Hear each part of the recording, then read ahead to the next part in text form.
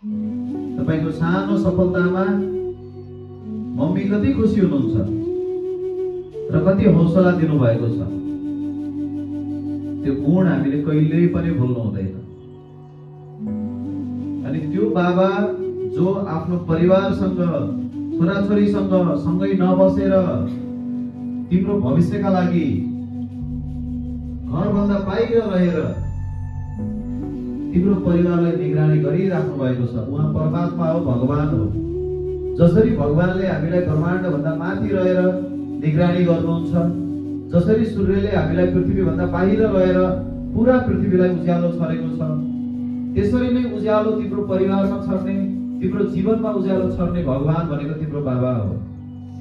त्यो बाबाले गर्नुभएको दुःखको महत्त्व बुझ्दै दिन रात तिमी आफ्नो लक्ष्य प्राप्तिका लागि अगाडि बढ्नुपर्छ।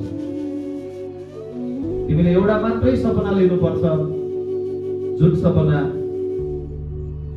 मेरो बाबा र मम्मीलाई म सधैँ खुसी दिन सकूं, उहाँले सिकाएको बाटोमा सधैँ अगाडि बढ्न सकूं, उहाँहरूको आशीर्वाद सधैँ पाइराखौं। म मेरो अभिभावकको एउटा सच्चा बच्चा बन्न चाहन्छु, असल बच्चा बन्न चाहन्छु। यो मात्र हो तिम्रो सपना। त्यसैले दिन रात आफ्नो सपनामा अडिग रहेर कसैको पनि कुराहरू नसुनेर आफ्नो लक्ष्य प्राप्तिका लागि निरन्तर अगाडि बढिराख्नु नै तिम्रो प्रमुख कर्तव्य हो। र त्यो बाबाको मुटुमा, मस्तिष्कमा, दिलमा, दिमागमा बस्ने चित्र, मूर्ति, तस्बिर र आकृति मात्र तिम्रो हो।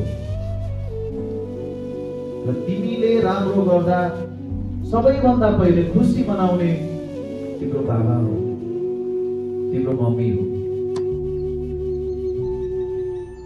सो आफ्ना अनेक चाहनाहरूलाई छोडेर, माया मारेर तिम्रो भविष्यका लागि बाबा र मम्मीले दिन रात त्याग गर्नुभएको छ, दिन रात कर्म गर्नुभएको छ। त्यो कर्मलाई बुझेर, त्यसलाई मनन गरेर, त्यसलाई मनमा लिएर हामी सदैव अगाडि हेर्नुपर्छ। तर भगवानलाई दैनिक ढोक्नु पर्दैन, तर बाबा मम्मीको सपनालाई सदैव मनमा राखेर अगाडि बढ्न सकियो भने आफैमा सफल बन्न सक्छौँ।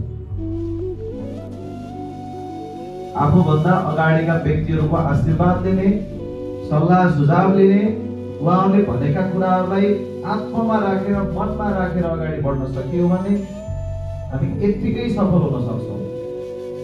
हामी सफल हुनलाई कुनै मन्दिर धाउनु पर्दैन।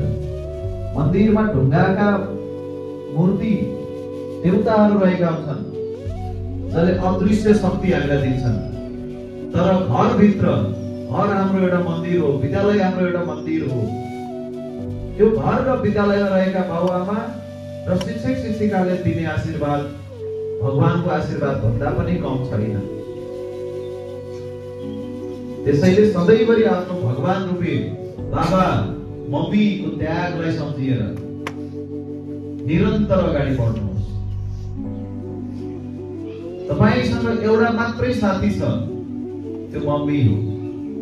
तपाईसँग अर्को एउटा भगवान छ, त्यो बाबा हो। त्यो बाहेक तपाईका साथी कोही होइनन्। साथी अस्थायी हुन्, टेम्पोररी हुन्। एक वर्ष पछाडि छोडेर जान सक्छन् साथीहरूले। तिमी आफैमा असफल छैनौ, तिमी आफैमा गलत छैनौ।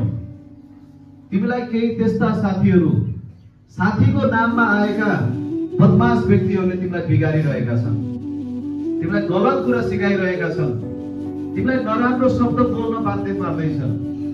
शिक्षकमाथि गर्नुपर्ने सद्भाव, शिक्षक प्रति गर्नुपर्ने सम्मानमा डिस्टर्ब गरिरहेका छन्। तिमीलाई अगाडि बढ्न दिएका छैनन् तिम्रा ती साथी रूपी बदमाश व्यक्तिहरूले। त्यस्ता साथीबाट आजै टाढा बन। त्यस्ता साथीको छेउमा बस्दै नबस। टीचर त्यो चीज हो, टीचर त्यो भगवान हो, टीचर त्यो व्यक्ति हो जसले आफ्ना इच्छाहरूलाई मारेर तिम्रो भविष्य राम्रो बनाउन दिन रात लागि परेको छ। तिम्रो भलो चाहने, तिमीलाई राम्रो सोच्ने, तिमीलाई असल बनाउने, तिमीलाई सफल बनाउने क्षमता भएको भगवान रूपी व्यक्ति हो शिक्षक। शिक्षकलाई धोका नदिनु। शिक्षकलाई धोका दिनु भनेको तिम्रो अभिभावकलाई धोका दिनु हो, तिम्रो परिवारलाई धोका दिनु हो, तिम्रो भविष्यलाई धोका दिनु हो। तिम्रो बाबाको ओठमा मुस्कान देख्न सक्छौ, तिम्रो मम्मीको आँखामा खुसीका आँसु देख्न सक्छौ। त्यो सफलता पाउनका लागि मेहनत अहिले गर। अहिले नै त्यो गलत व्यक्तिको सङ्गत त्याग। अहिले नै त्यो गलत कामहरू रोक र शिक्षकको आशीर्वादलाई शिरमा राख, मनमा राख। निरन्तर अगाडि बढ। तिमीलाई सधैँ साथ दिने व्यक्तिहरू तिमीसँगै छ। तिम्रो शिक्षक,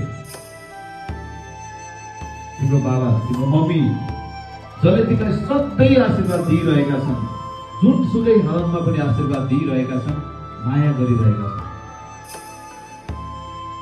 त्यस्ता व्यक्तिमाथि झुक्किएर पनि धोका नदेऊ। ती भगवान रूपी व्यक्तिहरूमाथि गलत नियत कहिले पनि नराख, गलत नसोच। साथी बनाऊ, ती व्यक्तिबाट हटाऊ। गलत साथी आफैबाट हटाऊ। मेरो नाम चर्चामा छ, मेरो नाम सही छ, मलाई दुनियाँले इज्जत गर्छ, मलाई सबैले सम्मान गर्छ, मलाई खोज्न मान्छे आउँछन्, मलाई भेट्न मान्छे आउँछन्, मलाई हेर्न मान्छे आउँछन्। हो, त्यो तिमी हो। एउटा उज्यालो चम्किलो तारा तिमी हो। तिमी त्यो चम्किलो तारा बन्न सक्छौ जसलाई मान्छेले दूरबीन लगाएर हेर्नेछन्, जसलाई मान्छेले खोजी खोजी हेर्नेछन्, जसलाई मान्छेले हजारौं बार हेर्नेछन्, जसलाई मान्छेहरूले जुम गरी गरी हेर्नेछन्। तिम्रो त्यो चम्किलो ताराको अनुहारलाई मान्छेले आफ्नो ग्यालरीमा सेभ गर्नेछन्, दिमागमा सेभ गर्नेछन्, भित्तामा टाँस्नेछन्, मनमा राख्नेछन्। त्यो चम्किलो तिमीले पाउन सक्छौ। तिमी मात्र अगाडि बढ्न सक्छौ। त्यो सफलतामा रमाउने, तिम्रो साथमा आउने मात्र 3 जना व्यक्ति हुनेछन्, बाबा, मम्मी र शिक्षक। मैले पढाएको विद्यार्थी राम्रो गरेछ, स्याबास, बधाई छ तिमीलाई, राम्रो गर्यौ नानु, बधाई छ तिमीलाई, राम्रो गर्यौ बाबु, अगाडि बढ्दै जाऊ, राम्रो गर्दै जाऊ। सधैँ राम्रो कामना गर्ने त्यो शिक्षकलाई हामी भुल्नै सक्दैनौँ।